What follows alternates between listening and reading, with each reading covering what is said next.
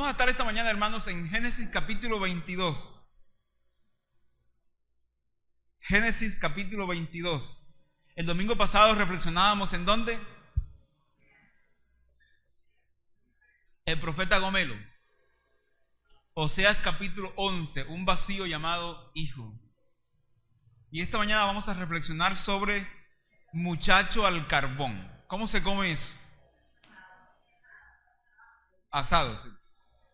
Los sacrificios de ayer y los sacrificios de hoy. Este texto de la Biblia, del Génesis, es un texto bastante difícil, bastante incómodo. Para algunos enemigos de la Biblia, el texto es digno de poner en esa serie de textos en donde ellos dicen, miren, se dan cuenta, el Dios de la Biblia es un Dios cruel, es un Dios asesino, es un Dios misógino, es un Dios que le gusta la violencia. Podemos leer entonces a Pepe Rodríguez, que es un libro, este libro que voy a citar no es un libro apto para evangélicos. Pepe Rodríguez es un español, un periodista, escribe un libro que se llama Los pésimos ejemplos de Dios según la Biblia. Y esos libros están en la librería, en la Nacional, en el Éxito. Y usted puede ahí comprar y leer, y entonces la gente se queda con la imagen que él presenta.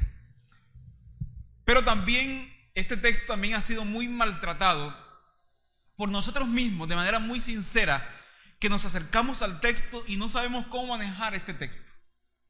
Donde Dios mismo le pide a Abraham que sacrifique a su hijo, es decir, que lo queme en holocausto. ¿Cómo es eso?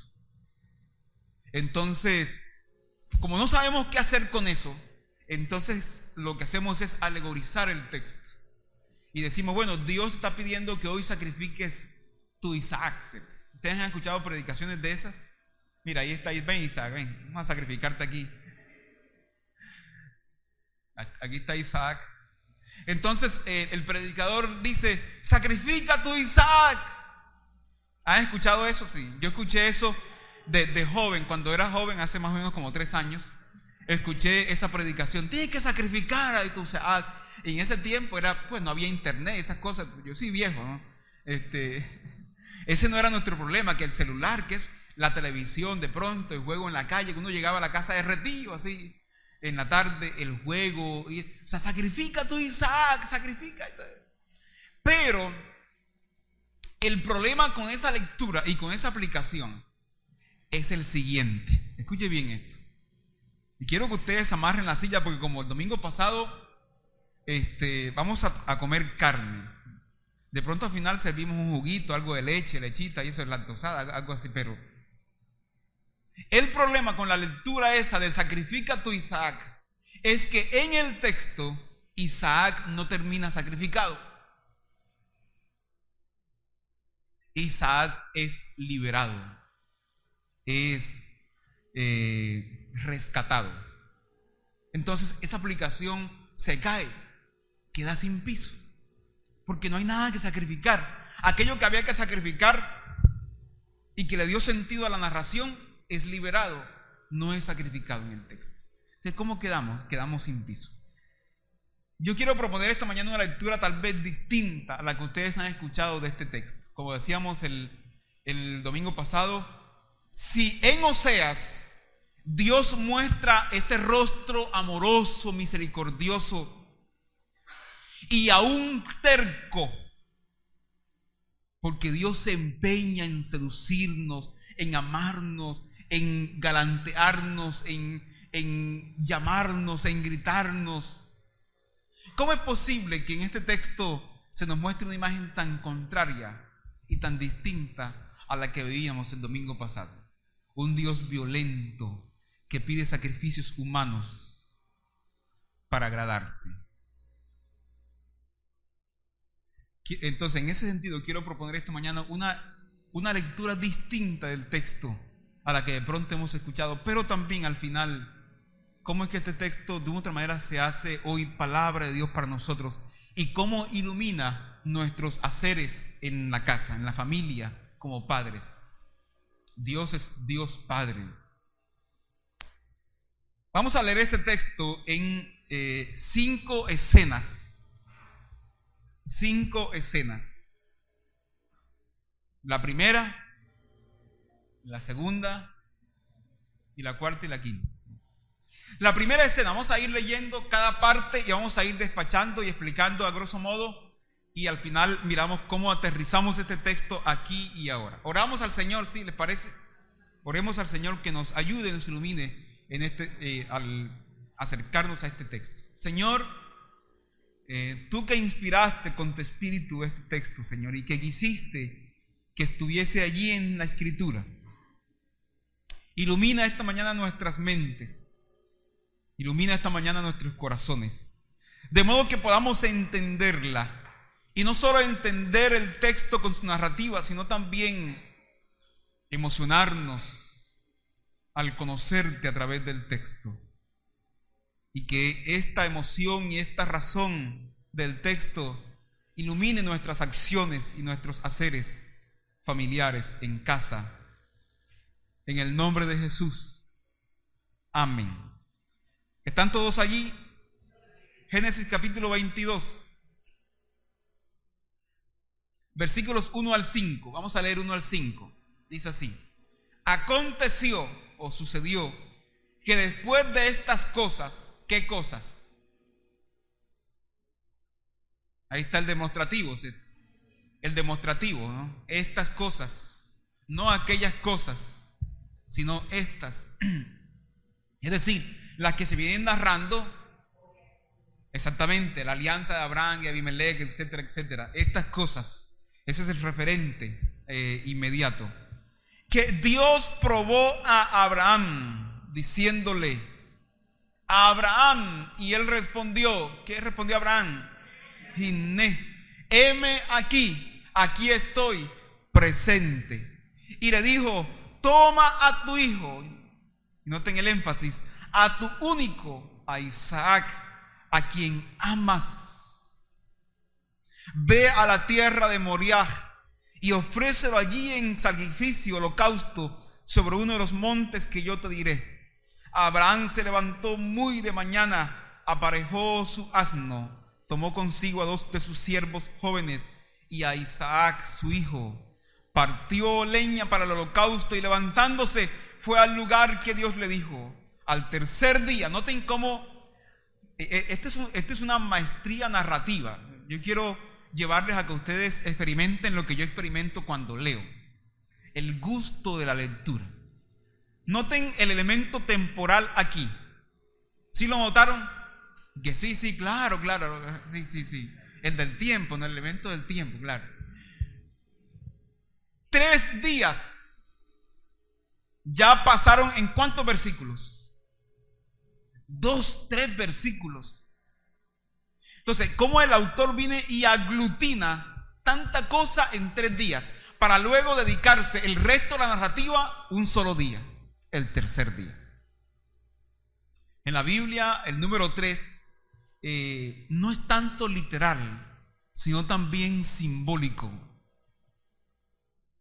Comunica aquello que es completo, aquello que es perfecto, aquello que donde ya no hay más nada que buscar. Por ejemplo, al tercer día Abraham alzó sus ojos y divisó el lugar de lejos. Entonces Abraham dijo a sus siervos, esperen aquí con el burro, y yo y el muchacho iremos hasta allá, adoraremos y volveremos a vosotros. Esta es la primera escena del texto. Aquí en esta primera parte del texto se nos plantea el problema. Es decir, que lo que va a acontecer en el resto de la narración será el desenvolvimiento o el desarrollo de lo que en esta escena y en estos versos se propone. Nos ubicamos aquí ya en esta narrativa, en Génesis 22, en la parte final del ciclo de Abraham. Usted puede leer Génesis capítulo 2 al 50, por los ciclos que hay. El ciclo de Abraham, el ciclo de Isaac, luego el ciclo de José, el ciclo de Jacob, el ciclo de José. Entonces nos ubicamos aquí, lo que ha sido llamado tradicionalmente como la narrativa de los patriarcas. Y la crítica femenina dice, y las matriarcas, dice la lectura feminista de la Biblia, y las matriarcas, con toda razón, porque también hay matriarcas también. Entonces nos encontramos aquí ya al final de la narrativa del ciclo de Abraham. El relato de la muerte, el sacrificio de Isaac, parece ser lo que en narrativa se conoce como un anticlímax, es decir, como lo que uno no esperaría que al final fuera a pasar. ¿Por qué? Porque se le llama a Abraham para que mate en sacrificio aquello que le ha dado sentido a toda esta narración. ¿Qué es lo que le ha dado sentido a toda narración? A esta narración. La promesa. ¿Con qué partió Abraham de Ur de los Caldeos?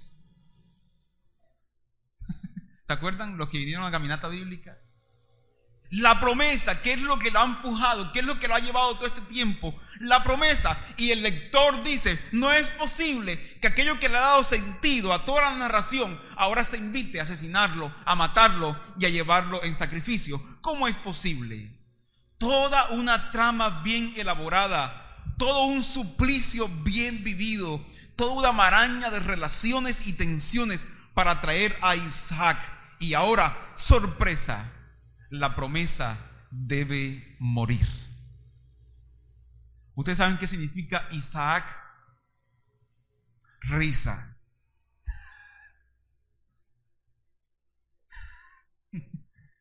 Esto parece chistoso. ¿Y saben por qué Sara pone a Isaac así? Porque cuando Sara escuchó que Dios le dijo a Abraham, te voy a dar un pelado, Sara estaba escuchando detrás de la puerta, como siempre la hace. De ahí viene el chisme, ¿no? Mentira. Y ella se rió. Y Dios va y le dice, Sara, te has reído, ¿no? Y Sara dice, no, Señor. Y por eso el bebé se llama Risa. Y ella dice, porque también se reirán conmigo todos aquellos que escuchen esta historia. Escuche bien esto. La narrativa de Isaac y la forma en la que Dios se manifiesta en la historia de Sara es una invitación a reírnos. Díganme si no. Díganme si no. Bueno, ahora sí. Si no hay cosas que Dios ha hecho en nuestra vida y con las cuales nos ha invitado a la risa. Porque no lo podíamos creer.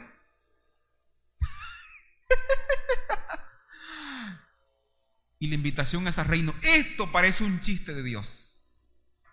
¿Cómo es posible que aquello que ha dado sentido a la trama, cómo es posible que aquello que empujó a Abraham, cómo es posible que aquello por lo cual Sara pelea, cómo es posible que aquello por lo cual Abraham se trasnocha, cómo es posible que aquella promesa debe morir? Señor, ¿en qué estás pensando?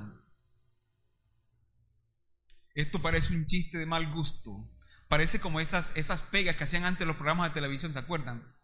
Para ganar rating, que ponían a la gente con corazón agitado, ¿no? Después decirle, no, sonríe, estás en la cámara. Y como a nosotros nos encanta una cámara, entonces la rabia que teníamos ya se nos pasó porque está ahí en la cámara. Saludos a mi abuelita. Esto parece una broma pesada.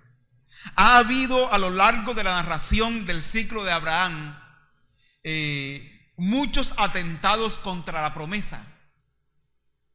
Abraham mismo atenta contra la promesa.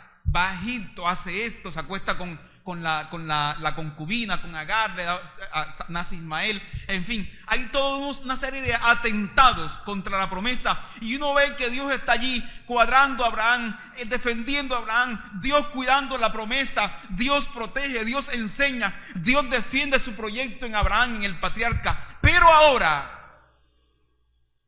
es Dios mismo quien parece estar contra esa promesa. Al inicio de la experiencia con Dios, a Abraham se le invita a renunciar a su pasado. Deja tu tierra y tu parentela. Ahora, años después, se le está invitando a renunciar a tu futuro. Sacrifica a tu hijo. Decía una mamá que sepultó a su hijo: ¿para qué vivo? ¿Para qué sigo viviendo ahora? ¿Cuál es el sentido de la vida si Él no está? Renuncia a tu futuro y ahora renuncia a tu pasado, deja tu tierra y tu parentela y ahora renuncia a tu futuro. Bien, el hecho es que al iniciar el texto, al lector se le informa que Dios someterá a prueba a Abraham y que esta prueba tendrá como objeto medir el grado de entrega de Abraham hacia Dios. Hay una cita que tengo acá para aquellos que están anotando, donde se usa la palabra prueba para medir el grado de entrega. Éxodo 15:25, Deuteronomio 4:34, 16:16, 28:56 y Deuteronomio 33:8. Se señala el escenario geográfico de la prueba, un monte en la tierra de Moriah. Aún no se ha dicho cuál es ese monte. Y se señala también la prueba propiamente dicha, ofrecer en holocausto a Isaac, es decir, sacrificarlo. Hasta aquí el lector sabe que es una prueba. Abraham sabe que la prueba tiene carácter sacrificial. Los siervos e Isaac saben que esto es un acto de adoración. El versículo 5 termina diciendo Abraham a sus siervos, de pronto con la esperanza y de pronto pensando un poco como Abraham. Yo esta semana me intentaba poner un poco en las abarcas, porque Abraham no tenía zapatos, en las abarcas, en las sandalias de Abraham. De pronto pensando un poco en la atención de Dios. De pronto pensando un poco en la incongruencia del asunto. ¿Cómo es posible que me hayas dado un hijo y ahora me dices,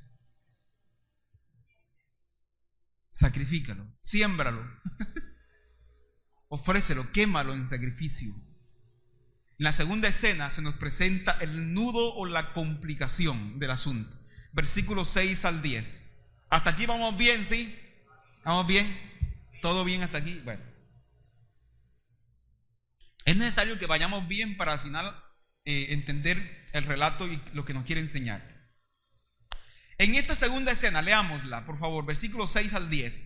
Abraham tomó la leña del holocausto y la puso sobre Isaac, su hijo. Él tomó en la mano el fuego y el cuchillo y se fueron los dos juntos. Entonces Isaac dijo a Abraham, su padre, Padre mío. Y él respondió, ajá, ¿y qué? Ese M aquí suena muy parsimonioso, ¿cierto? Pero es un diálogo entre padre e hijo. Dana no me dice, papi, yo digo, M aquí. ¿Ustedes se imaginan? Hija, M aquí, papi. Es más, a veces ni me responde. Sí, el traductor opta por esas opciones, ¿no? Entonces, Isaac dijo al padre, papi, y aquí está el fuego para leña pero el cordero para el holocausto. Abraham respondió, como siempre responden los papás, Dios mismo proveerá el cordero para el holocausto, hijo mío. E iban los dos juntos. Cuando llegaron al lugar que Dios le había dicho, Abraham edificó allí un altar, arregló la leña, ató a Isaac su hijo. Aquí la cosa se complica. Y lo puso sobre el altar encima de la leña. Abraham extendió su mano, tomó el cuchillo para degollar. Esta es una imagen bastante cruel, ¿no? Noten lo que tengo acá en mis notas inspiradas que el Espíritu me ha revelado. En esta segunda escena o sección se informa los detalles del sacrificio. Isaac carga la leña, no lo sabe, no lo intuye, lleva sobre sí aquello sobre lo cual él estará después. Abraham toma el fuego y el cuchillo. Abraham camina, pasa saliva, traga en seco, mira los montes. Su mirada se pierde, de repente regresa en sí, al escuchar la voz de Isaac, al preguntarle de manera lógica sobre el animal para el sacrificio. Percibiendo la paradoja entre la promesa y la renuncia a ella, Abraham guarda la esperanza de que Dios provea un animal en lugar de su hijo. Tanto Isaac como su padre saben de sacrificios, de cultos y de adoración, pero Dios guarda silencio. Aún la prueba sigue en pie. El altar es arreglado. La leña ya no está sobre Isaac, sino encima de aquella. La tensión sube, al igual que la mano de Abraham blandiendo su cuchillo. Muchos altares había edificado Abraham, tantos sacrificios ofrecidos, pero ninguno con tanta significación como este. Ahora, la razón, y escuche bien esto, por la que Abraham no pone resistencia al sacrificio, a pesar de la tensión, es que Abraham vive en medio de una cultura religiosa y política en donde los sacrificios humanos para los dos dioses eran o son comunes. Ahí va el primer detalle. Uno dice, pero Abraham, ¿por qué no dijo, Dios, ¿qué estás pensando? ¿Te volviste loco o qué? Como dice un humorista, cordobés, hablando de este relato de la creación. Reinaldo Ruiz se llama, búsquenlo por favor en YouTube. Es excelente la forma en la que narra de manera muy costeña el relato. Y él dice, ay, me diste esperado y me lo vas a quitar ahora, y entonces pero es entrando un poco en el pensamiento de Abraham. Muchos altares había edificado Abraham, pero ninguno con tanta significación como esta. La razón por la cual Abraham no pone resistencia es porque tal vez este Dios, Yahvé, pida también, como los demás, sacrificios humanos para ser agradado y para ser servido. Y por eso Abraham no le es extraño. Ya saben que en Deuteronomio 18:10 se advierte al pueblo de Israel: cuando vayas a la tierra prometida, no hagas pasar a tu hijo por el fuego. Y pasar al hijo por el fuego no era un juego de ronda. A ver, vamos a jugar el juego del fuego. A ver, ahí está la llama y todos van a pasar por el fuego. No. Pasar al hijo por el fuego era sacrificarlo a Moloch, una divinidad cananea. Y Deuteronomio advierte: no pases tu hijo por el fuego, no adquieras costumbres extrañas. ¿Cómo así? Deuteronomio no es el mismo autor de Génesis, no es el mismo autor del Deuteronomio. Y entonces, ¿cómo se come eso? ¿Qué tiene que ver Carlos con las tajadas? Hablando que la enseñanza tiene título, muchacho al carbón. En Levítico 18:21 se le advierte al pueblo sobre esa inhumana costumbre. Aquí mismo los aztecas, los toltecas, los chibchas sacrificaban también sus hijos y sacrificaban humanos a sus divinidades. Pero las culturas antiguas también lo hacían, no solamente en Mesopotamia, también aquí en Mesoamérica. La tensión sigue. Vamos a la tercera escena. ¿Vamos bien hasta aquí? Tercera escena. Encontramos aquí la acción que transforma el relato y que permite que aquella tensión primaria baje. Versículos 11 y 12. Entonces el ángel del Señor llamó del cielo diciendo: ¡Abraham! ¡Abraham! Y él respondió: aquí estoy, Señor. Oh, heme aquí. Y él le dijo: no extiendas tu mano sobre el muchacho ni le hagas nada, porque ahora conozco que temes a Dios, ya que no me has rehusado a tu hijo, tu único hijo. Mientras levanta la mano, pasa por la mente toda la historia, cual páginas del álbum familiar. Recuerda la promesa, la alegría de Sara ante la noticia, las primeras palabras de Isaac, sus primeros pasos, sus berrinches de niño. Recuerda que lo ponía en sus piernas y le hablaba del Señor y de cómo éste lo liberó y lo abrió a la esperanza. Tú eres un regalo de Dios, hijo, le decía Abraham. Tú eres la promesa de un futuro mejor. De repente, la tensión baja. Dios interviene para abortar el sacrificio de Isaac con la orden para interrumpir dicho sacrificio y se da el veredicto de la prueba. Abraham teme a Dios. Abraham es temeroso de Dios. Abraham tiene temor porque es capaz de llegar a una situación extrema. Abraham ha adorado, pero al adorar de esta manera ha sido también liberado. ¿Liberado de qué? Liberado de su idea de Dios. Y aquí es donde el texto se parte en dos, entre nuestra comprensión de este texto y la forma en la que creo que debemos comprender el texto. No solamente Abraham ha adorado a Dios, al adorar a Dios de esta manera, ha sido también liberado de su idea de Dios. ¿Cuál idea de Dios? La idea de que Dios no quiere, o que Dios quiere mejor, sacrificios humanos. Dios no es como los demás dioses. Él no quiere sacrificios humanos para ser agradado. Y Dios invita a Abraham a toda una pedagogía divina. Abraham, detén tu mano contra el muchacho, porque yo no soy como los dioses que tú conoces, que conociste en Ur de los Caldeos. Yo soy un Dios distinto. Yo soy el Dios de la vida, no el Dios que pide sacrificios humanos para ser agradado. ¿Pillaron eso? ¿Se la pillaron? La audacia del relato, la grandeza de este relato consiste en atribuir a Dios mismo una antigua idea.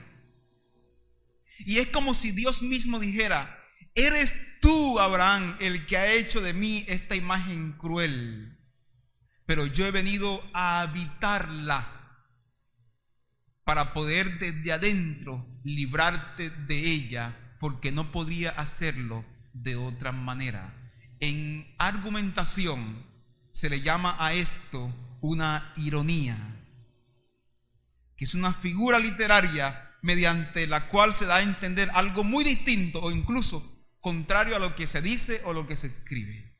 Este parece ser entonces un relato bastante irónico, bastante humorístico. Dios ha venido a habitar aquella imagen cruel y ha puesto a Abraham con los pelos de punta y le ha hecho levantar el cuchillo sobre su hijo y ha hecho que el lector pregunte: ¿se abortará la promesa? Para después decirnos: detente, yo no soy así como tú crees. Yo soy el Dios de la vida, Yahvé, el Dios que lo había librado o sacado de Ur de los Caldeos y que lo había liberado de la idolatría. Lo liberaba ahora de esta costumbre inhumana y cruel. Es conocida por las narrativas de los reyes. Por ejemplo, Segunda de Reyes, Primero de Reyes 17, 16, Segundo de Reyes 3 y 21 y Segundo de Crónicas, que muchos reyes de Israel, escuche bien, reyes de Israel, cayeron en esta costumbre inhumana de sacrificar a sus hijos. Levítico 22 lo advierte. Los profetas se levantaron lanza en ristre contra esta costumbre. Jeremías, Ezequiel, el mismo Oseas, el mismo Miqueas. Miqueas pregunta: ¿qué daré al Señor? ¿Entregaré en sacrificio a mi hijo? ¿Se acuerdan de aquel relato de Jueces capítulo 11 en donde Jefté, uno de los jueces, dice: Señor, si me das esta pelea, esta batalla, si me das esta victoria, yo te doy en sacrificio a la primera persona que salga a recibirme en casa.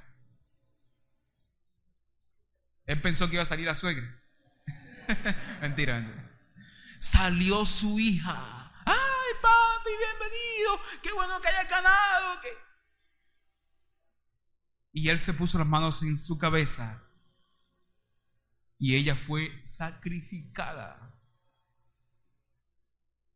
Ese relato no nos enseña que Dios le dio la victoria a Jefté. Nos enseña cuánto estaba Israel permeado por la cultura cananea de los sacrificios humanos y cómo uno puede llegar a cruzar ideas extrañas de Dios junto con el Dios que decimos adorar. ¿Se imaginan semejante fachatez? Señor, si me das esta victoria, te doy a mi hija en sacrificio, ¿oíste? ¿Se imagina? O sea, poner en Dios, en Yahvé, una imagen cruel y asesina que Dios no era. Es como si dijéramos hoy, Señor, si Dana gana el año, yo te prometo que subo a Monserrate de rodillas. Para mostrarnos el texto. Mire cómo está Israel de pervertido. Mire hasta dónde hemos llegado. Y mire las imágenes que proyectamos de Dios. Así que, como yo decía al principio, aquella predicación popular en donde se le invita a usted a sacrificar a su Isaac, no va. No es coherente con el texto, porque Isaac en el texto no termina sacrificado, termina siendo más bien liberado, porque él es la promesa de Dios, es la promesa de un mañana mejor, es la promesa de salvación para el mundo. De ahí viene Jesús. El desenlace, ya vamos a terminar de explicar el texto para ir a algunas reflexiones. El desenlace, versículos 13 al 18. Entonces Abraham alzó la vista y miró, he aquí que detrás de sí estaba un carnero trabado, es decir, por sus cuernos en un matorral. Bueno, ahí lo explica el texto. Vamos a pensar algo distinto. Abraham tomó el carnero y lo ofreció en holocausto en lugar de su hijo. Abraham llamó el nombre de aquel lugar Yahvé Jireh. Dios proveerá. Escuchen bien esto. ¿Ustedes creen que Dios provee? ¿Qué es lo que Dios ha provisto en el texto? Sí, pero más allá del cordero, una visión liberadora de Él mismo y de nosotros mismos. Una visión liberadora de Dios mismo y del ser humano mismo. Y una visión humana de la humanidad, valga la redundancia. Dios provee. Dios nos enseña en el camino. Por eso dice hasta hoy, en el monte el Señor será provisto. Es decir, Él llamó a aquel lugar Yahvé Jireh. Aquel lugar que era indeterminado, impreciso, al inicio de la narrativa, ahora termina con un nombre. Jehová Jireh o Yahvé Jireh, el Señor proveerá. Versículo 15. El ángel del Señor llamó por segunda vez a Abraham desde el cielo. La propuesta del cielo, ¿oyeron? La propuesta del cielo es una propuesta de vida. La propuesta humana desde la tierra es una propuesta de muerte. Es una propuesta inhumana, es una propuesta de sacrificio. Vamos a verlo ahorita. Esta es la propuesta del cielo. Una propuesta liberadora, una propuesta salvadora. Una propuesta llena de esperanza, una propuesta llena de ánimo, de confianza. Yahvé Jireh. El ángel le dijo, he jurado por mí mismo, dice el Señor, porque has hecho esto y no me has rehusado tu único hijo. De cierto te bendeciré y en gran manera multiplicaré tu descendencia como las estrellas del cielo y como la arena que está en la orilla del mar. Tu descendencia poseerá las ciudades de tus enemigos. En tu descendencia serán benditas, diga conmigo, benditas, todas las familias de la tierra, por cuanto obedeciste mi voz. Entonces, aquí Isaac es reemplazado por un cordero. Dios provee un cordero para la adoración y Abraham bautiza el nombre. El monte ambiguo del inicio de la narración ahora tiene nombre, Yahvé proveerá. La promesa es reafirmada. No necesita sacrificios humanos para reafirmar la promesa. ¿De acuerdo? La cuestión es sencilla. Donde hay sacrificios humanos, la bendición se aborta, se extingue. El Dios de Abraham no reclama nada para sí, sino para el hombre. No quería recibir, sino que prometía dar. Los dioses de la antigüedad y de hoy exigían y exigen la esclavitud y la sumisión del hombre y aún su muerte. Yahvé, el Señor, propende por la libertad del hombre y su vida. El Señor quiere la vida y no la muerte. No necesita la sangre de los hombres. Aún más, Dios ordena que los hombres vivan. Eres libre, Abraham, nos comunica finalmente el texto. Y el cierre, versículo 19, Abraham regresó a sus siervos y levantándose se fueron juntos a Beer-seba. Y Abraham habitó en Beer-seba, que es el lugar en donde nos deja el capítulo 21 al final. El cordero se consume, la leña se apaga, el altar se cierra. El texto descarta al Dios cruel y al Padre insensible. Abraham e Isaac vuelven a donde sus siervos. Para ellos no ha pasado nada extraño, solo han adorado. Somos ilusos, nos engañamos a nosotros mismos si creemos que el sacrificio idolátrico de los niños cesó o acabó. Recordemos que la idolatría no es pieza del museo religioso y algo ya superado por esta sociedad civilizada. La idolatría no quedó atrás como estadio ya superado. La idolatría se construye todos los días, se refina y se sofistica. Dice Ernesto Sábato en La Resistencia: ¿qué ha puesto el hombre en lugar de Dios? No se ha liberado de los cultos y altares. El altar permanece, pero ya no es el lugar del sacrificio y abnegación, sino el altar del bienestar, del culto a sí mismo, de la reverencia a los grandes dioses de la pantalla. Hoy nuestros niños también son sacrificados a los ídolos nacionales, a la voluntad del poder, al deseo de poseer y al poder de don dinero. ¿Escucharon eso? Nuestros hijos también son sacrificados hoy. Es decir, el sacrificio de los niños no cesó. Porque como decíamos hace 15 días, la sociedad no se civiliza, se vuelve más salvaje. Solamente que hemos sofisticado nuestras maldades y nuestras armas. La idolatría también avanza y se sofistica. Y hoy nuestros niños son sacrificados a los ídolos nacionales. Miren por lo menos el ídolo del fútbol, por ejemplo. El fútbol es un ídolo ya, manejado por otro ídolo que siempre acompaña, don dinero. Ya James dice hola, y ese hola, ¿cuántos millones valen? Yo digo aquí hola y a mí nadie me responde. Tengo que decir hola. Miren el escándalo de la FIFA el año pasado, al inicio del año. Ya no es un deporte, ya es un ídolo. Diego sabe porque ya yo con Diego lo he hablado, que él va con una mente distinta, ¿no? Y vamos a construir ese templo, ¿sí o no, Diego? Nuestros hijos hoy, vamos a hablar rápidamente de 4 ídolos. No estoy diciendo que no se pueda practicar fútbol, ¿oyeron? Y deporte, no, yo soy amante del deporte. Yo he practicado en la vida varios deportes. El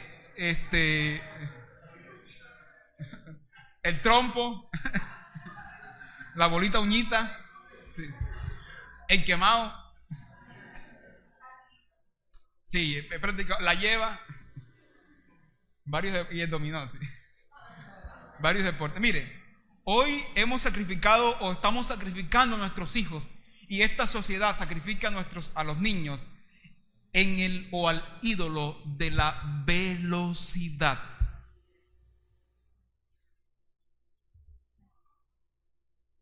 Bajo los criterios del mundo de la empresa y el comercio, los criterios de la eficacia y la eficiencia, hemos matado la niñez de nuestros niños. Hemos castrado la niñez en el altar de la velocidad, de la eficiencia y la eficacia. El niño nace y está inmediatamente allí el registrador y el rector del colegio. Dice Carl Honoré en su elogio de la lentitud: exceso de perfeccionismo y de vanidad en la educación. Se busca llenar la agenda de los escolares hasta límites abusivos de clases extraescolares, deberes y actividades con prestigio que solo cansan y machacan a los niños, que en muchos casos refuerzan el ego de los padres, que proyectan en ellos posibles frustraciones personales. Para que sea lo que yo no fui, caramba. Ya decía el cantante que luego se firoleó: si quieres ser zapatero, no importa, lo importante es que seas el mejor. En un mundo, sigue diciendo Honoré, en un mundo competitivo, la escuela es el campo de batalla en donde lo único que importa es ser el primero en la clase. Yo por eso recibo boletín de mi hija Dana y yo no miro en qué puerto ocupó ni en qué facultades. A mí eso no me interesa.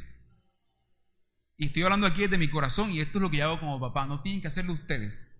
Pero nos corresponde esta reflexión en el marco del mes de la familia y el Día del Padre. Yo izaba bandera. Pero para mí el estudio nunca fue una carga.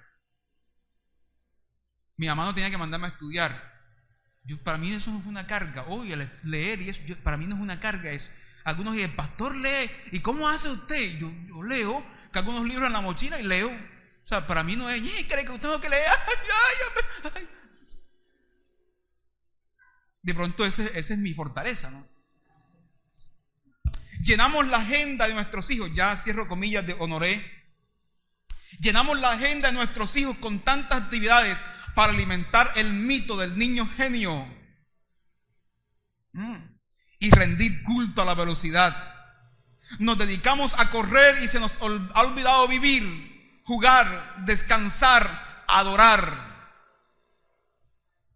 Estudia inglés, decimos, para que no sea un desgraciado en la vida. Miren usted, yo voy a estudiar inglés ahora después de los 30. Después de los 30, o sea, aún no he pasado la década. Pero eso es verdad. Yo le dije a Dana el otro día: ¿cuál es el afán?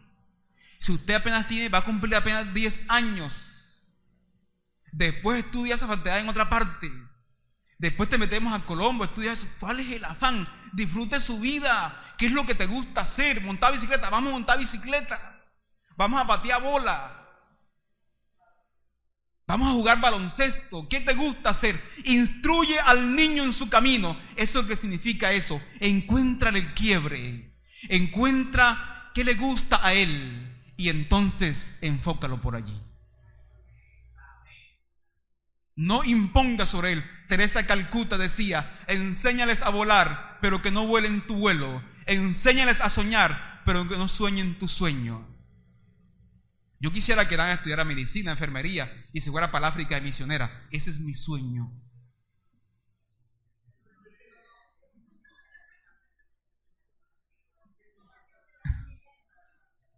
Pero yo tengo que esperarla a ella: hija, ¿qué te gusta? ¿Qué tal que termine también con teología o filosofía? El Evangelio nos invita, no es casualidad que el Evangelio nos llame a ser como niños, porque el adulto no recibe el reino, se defiende del reino. El Evangelio nos invita a vivir y a denunciar con esta vida la lógica del mundo adulto, con su culto a la velocidad, a la eficiencia y a la eficacia. Como ya lo dijo ese viejo y conocido cantante, Julio Iglesias: de tanto correr por la vida sin freno, me olvidé que la vida se vive un momento. De tanto querer ser en todo el primero, me olvidé de vivir los detalles pequeños. De tanto jugar con los sentimientos, viviendo de aplausos y envueltos en sueños. De tanto gritar mis canciones al viento, ya no soy como ayer, ya no soy lo que siento. Me olvidé de vivir, me olvidé de vivir, me olvidé de vivir. El Evangelio viene para que tengas vida, y vida en abundancia. No abundancia de bienes materiales, no, sino abundancia de vida. Esa hora extra que dedicas a la empresa para hacer dinero, la están esperando tus hijos en la casa. Y mañana lo lamentarás. No porque serán grandes asesinos ni nada de eso, no, sino cuando salgan de casa, entonces mirarás hacia atrás y te dirás, ya no están y pudo ser mejor. ¿Y esa plática en el banco para qué? Yo le digo a mi esposa, hermano, y estoy siendo muy sincero esta mañana con ustedes, a mí me gusta andar por la vida ligero de equipaje. Así de sencillo. ¿Qué es lo que estamos construyendo? Estamos sacrificando a nuestros hijos en el culto a la velocidad. Y una voz del cielo nos está gritando, ¡detente! No le hagas daño al niño.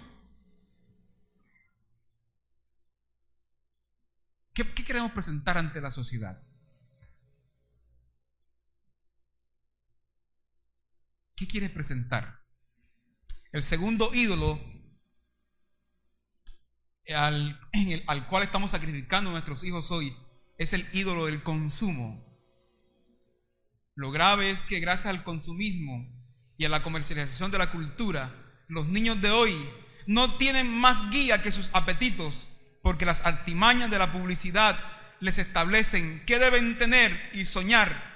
Y por eso son estas las que están definiendo cómo serán y actuarán las generaciones de este tercer milenio. Es la cultura del consumo y la cultura de la publicidad. Como dice William Ospina, el lenguaje de la publicidad no es un lenguaje que sugiere, es un lenguaje que dicta, compra, lleve, reciba, y dice Ospina, y todo significa lo mismo, obedezca. Obedezca. Y tú vas al supermercado y dices, ¡ay, estaba en promoción! Ni sabes tú.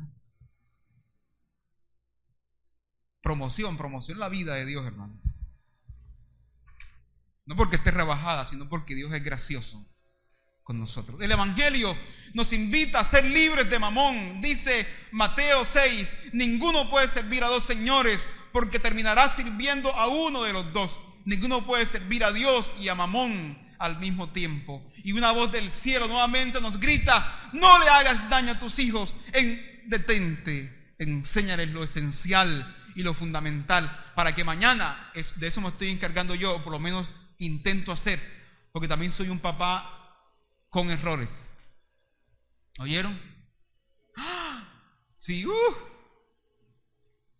Pacho. Tratar de enseñarle a las mías lo fundamental, lo esencial, para que mañana no venga un pelado y un tipo a impresionarlas por la marca de ropa que usa, por el carro que tiene, por el estrato en donde vive, o por el apellido que tiene, o los estudios, que dicho sea de paso, una cosa es estudio y otra cosa es educación.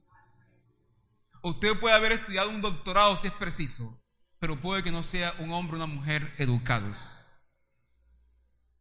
De que mañana nadie las venga a impresionar por eso. Ay, él vive, tiene apartamento, papi. Imagínate que el muchacho que me está visitando vive en en Barcelona de Indias. Que Cartagena de Indias es acá abajo. ¿Y eso qué? ¿Quién es? ¿Cómo es su vida? ¿Cuáles son sus virtudes? ¿Cuál es su carácter? No importa si vive en Olaya, en Nelson Mandela o en los Alpes. Y que el color de su piel, si es negrito como yo o blanco como mi esposa, no importa. ¿Cuál es el problema con eso? El ídolo del consumo. En tercer lugar, nuestros hijos son sacrificados al ídolo de la ética borrosa. Depende. Dice un grupo de español, Jarabe de Palo. ¿Lo han escuchado? Ese grupo es de mi generación, cuando yo estaba en la U, en mis tiempos de revolución. ¿Y dónde había que una piedra? ¿Dónde hay que tirar la piedra? ¿Dónde? Depende, dice Jarabe de Palo, depende. De según cómo se mire todo, depende. La ética borrosa. Imagínense, estamos en una cancha de fútbol y a alguien se le olvidó trazar las líneas. O alguien llegó y dijo, esas líneas de 9,50, 10,15, 5,20, lo que sea, Eso no sirve, ¿eso para qué? Y alguien llega y borra eso. ¿Cómo queda? ¿Cómo queda el árbitro? ¿Cómo queda el auditorio? ¿Cómo queda el narrador? ¿Cómo quedan los jugadores? Despistados. Entonces hemos borrado la ética. La ética se ha vuelto borrosa, también la política, también el amor, la sexualidad, todo se ha vuelto borroso. Los límites son necesarios para la vida, para la libertad y para la protección. Necesitamos rescatar el valioso adverbio que siempre pronuncia María José. ¡No!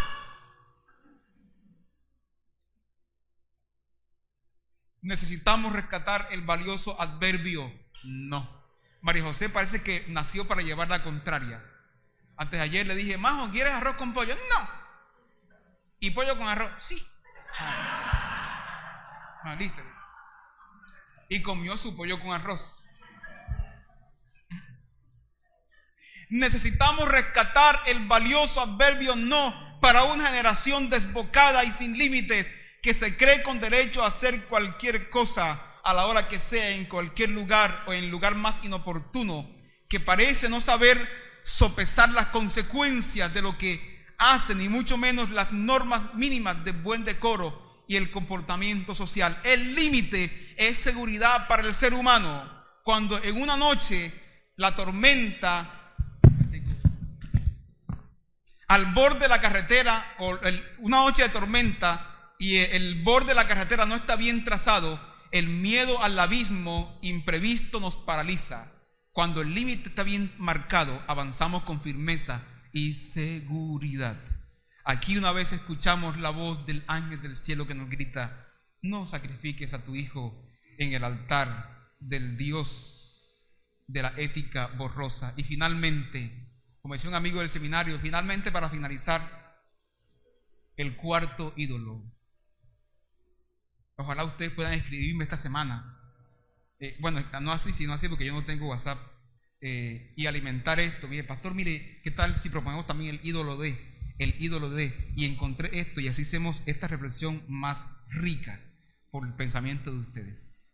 Nuestros hijos son sacrificados hoy al ídolo de la espiritualidad light, ligera, de la espiritualidad descafeinada, deslactosada, de la espiritualidad cero, el cristianismo cero, el diezmo ya no es el diezmo sino el 5%, porque es el cristianismo cero, light. La congregación, ya yo me conecto, estoy conectado, le doy like te está dando el infierno del otro lado, ¿oíste? Por desconocer el sentido de la comunidad. Hemos ido cayendo sin darnos cuenta, pero con mucha culpa, en el lento pero dañino proceso de la decadencia espiritual que se ilustra así. Para los abuelos la fe fue una experiencia vital, para los padres la fe fue una herencia preciosa, para los hijos la fe una conveniencia y para los nietos la fe es un fastidio. La fe se vuelve fastidio cuando se dicta pero no se vive, cuando se presenta una imagen de Dios distinta al rostro que Cristo presentó, cuando se va al culto pero no somos el culto, cuando invitamos a la iglesia pero no somos la iglesia y una voz del cielo nos grita interrumpiendo el sacrificio. Necesitamos volver, hermanos, a consagrarnos para el Señor. Yo pensé que iban a decir amén. Necesitamos volver a consagrarnos para el Señor. Necesitamos volver a las sendas antiguas. La gente está mirando hoy, ¿qué es lo novedoso para el culto? Vamos a colocar una luz aquí. Vamos a que el pastor salga así. Vamos a levantar humo. Y la Biblia siempre nos está diciendo, no es la novedad, son las sendas antiguas.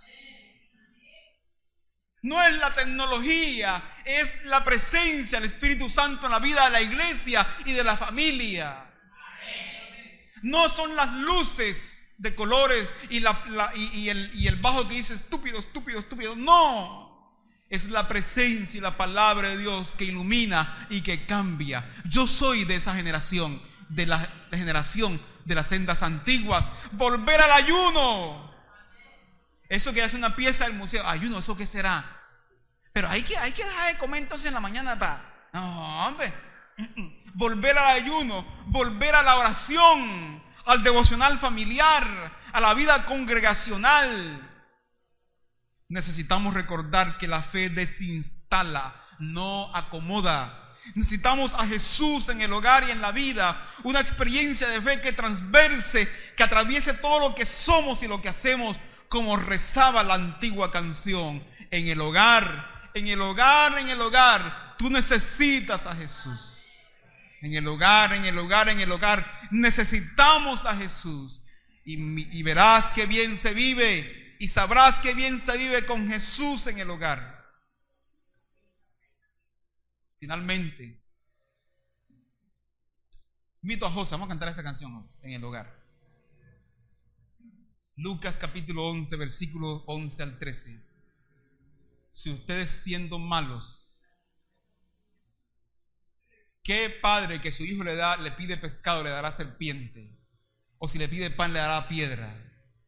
Y nosotros con nuestros ídolos que hemos elaborado, hemos estado dando a nuestros hijos veneno y piedras, veneno y resequedades, y hemos creado una sociedad envenenada. Yo estoy preocupado por este país, y se lo he dicho a mis hermanos que me han acompañado estos días en los ayunos, en las oraciones. Oremos por Colombia, que esto no está bien.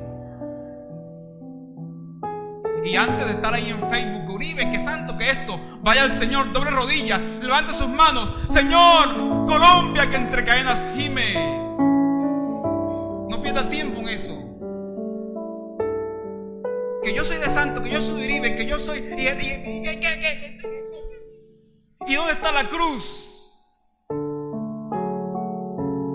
¿Dónde está el mandato del Señor a orar por los gobernantes y por los que están en eminencia para que podamos vivir en paz? ¿Dónde está la familia que intercede y que tiene a Jesús en la casa? Apaga el WhatsApp, sal de Facebook, cierra las ventanas y el Señor que ve en secreto, estoy seguro, te dará like. Si ustedes siendo malos saben dar cosas buenas, es decir, son capaces de superar la animalidad y propender por la protección de los suyos, cuánto más el Padre Celestial dará el Espíritu a todos aquellos que lo piden. Incline su rostro y piense un momento, por favor.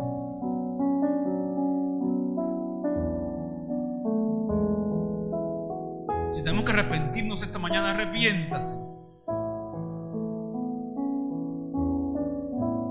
de aquellos ídolos a los cuales has sacrificado los tuyos, y la voz del cielo te grita y te dice: detén tu mano, detén tus acciones,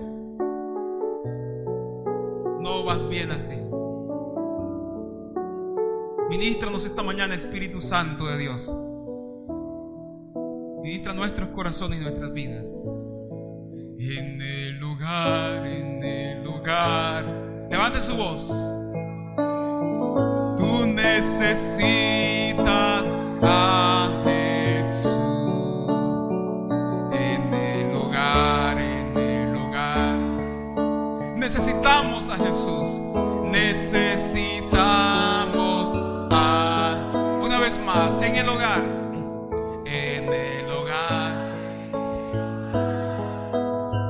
Necesitas a Jesús.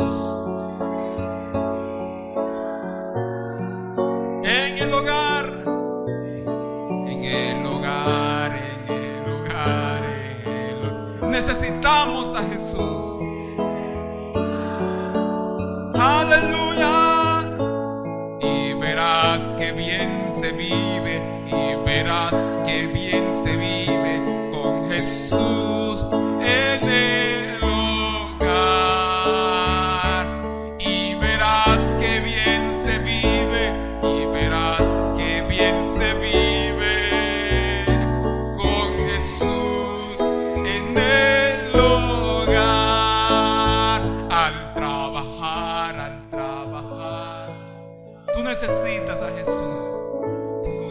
necesita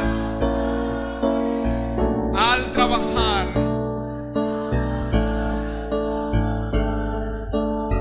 Necesitamos a Jesús. A Jesús. Y verás que bien se vive. Y verás.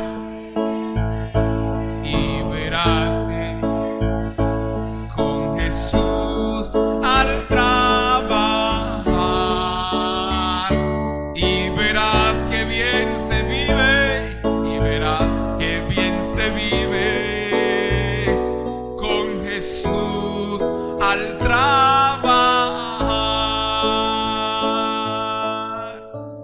Yo puedo escuchar la voz del cielo que esta mañana nos grita y nos dice: no sigas sacrificando más a los tuyos. En el altar de la velocidad, del dinero, de la producción, vive. Sé libre, Abraham. Yo he venido para que tengas vida y para que la tengas en abundancia.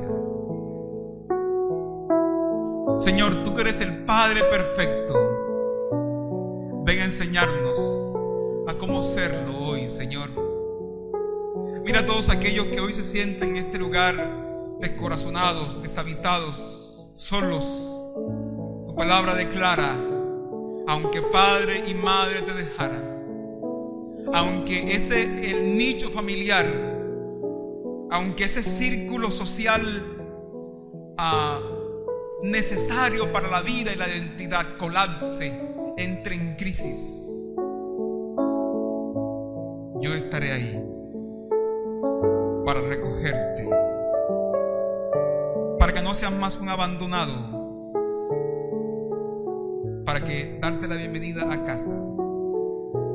Y verás que bien se vive, y verás con Jesús en el hogar. Y verás que bien se vive con Jesús en el hogar. Amén. Y a su nombre, y a su nombre. Aplauda fuerte su nombre esta mañana. Gloria a Dios. Gloria a Dios. Gloria a Dios.